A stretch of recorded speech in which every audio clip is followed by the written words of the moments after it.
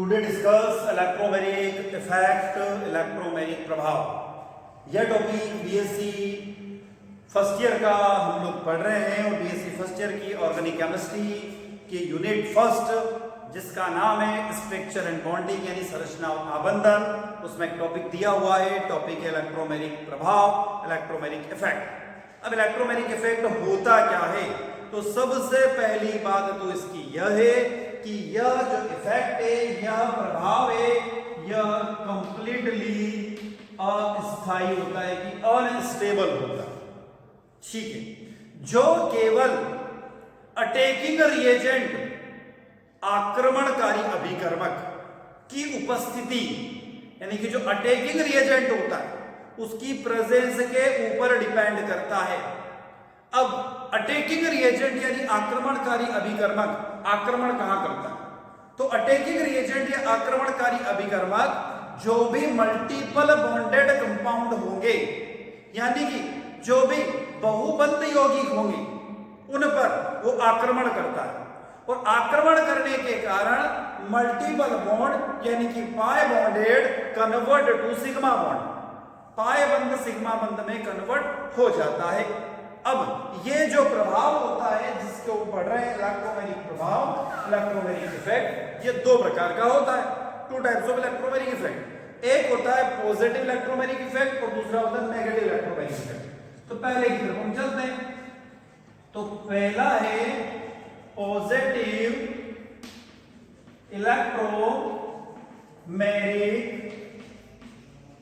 Effect, मतलब कि धनात्मक इलेक्ट्रोमैग्नेटिक प्रभाव और इसे प्लस ई इफेक्ट के नाम से भी जानते हैं। अब प्लस ई इफेक्ट क्या होगा? तो इस इफेक्ट यानी कि इस प्रभाव में बहुबंध के यानी कि मल्टीपल बॉन्ड के पाई इलेक्ट्रॉनों का ट्रांसफर यानी कि स्थानांतरण उस एटम पर या उस परमाणु पर होता है जिससे अटैकिंग रिएजेंट अटैच होता है। तो प्लस इफेक्ट क्या है? इस इफेक्ट में देखो क्या होता है। तो इस इफेक्ट में इलेक्ट्रॉनों का ट्रांसफर, जैसे डबल बॉन्ड है, ये दोनों इलेक्ट्रॉन के कार्बन पर आए तो इलेक्ट्रॉनों का ट्रांसफर, इलेक्ट्रॉन कहां पर ट्रांसफर हो रहे हैं? तो इलेक्ट्रॉन ट्रांसफर उस पोजीशन पर होते हैं, उस एटम पर होते हैं जहां पर अटैकिंग रिएजेंट जुड़ा हुआ रहता है। क्लियर है? तो अटैकिंग रिएजेंट किस पे जुड़ा हुआ है? हमने कहा कि पहले वाले कार्बन पर जुड़ा हुआ है। तो पहले वाले कार्बन पर अटैकिंग रिएजेंट अटैच है तो पहले वाले कार्बन पर इलेक्ट्रॉनों का ट्रांसफॉर्मेशन हुआ, इलेक्ट्रॉनों का स्थानांतरण हुआ। इसको बोलते हैं पॉजिटिव इलेक्ट्रोमैग्नेटिक इफेक्ट। ठीक है, अब बात करते हैं दूसरे इलेक्ट्रोमैग्नेटिक इफेक्ट की। नाम है नेगेटिव इलेक्ट्रोमैग्नेटिक इफेक्ट, मतलब कि ऋणात्मक इलेक्ट्रोमैग्नेटिक प्रभाव। इसको माइनस ई से रिप्रेजेंट करते हैं।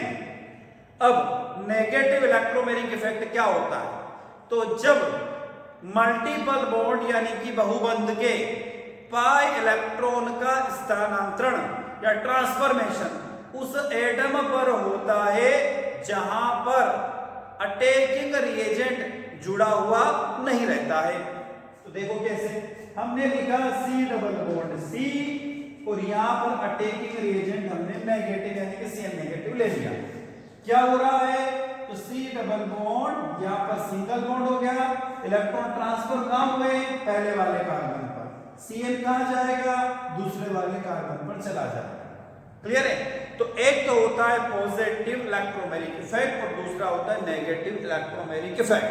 तो पॉजिटिव में तो इलेक्ट्रॉनों का ट्रांसफर जिस कार्बन पर होता है उसी पर अटैकिंग रिएजेंट जुड़ा होता है। और नेगेटिव में जिस कार्बन पर या जिस एटम पर इलेक्ट्रॉनों का ट्रांसफर होता है उसके अपोजिट जाकर जो होता है अटैकिंग रिएजेंट वो जाकर जुड़ जाता है।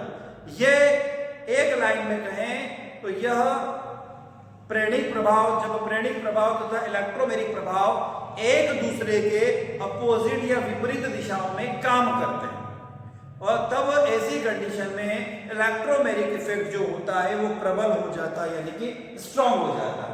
तो इसको हम बोलते हैं कौन सा इफेक्ट? इलेक्ट्रोमैग्नेटिक प्रभाव।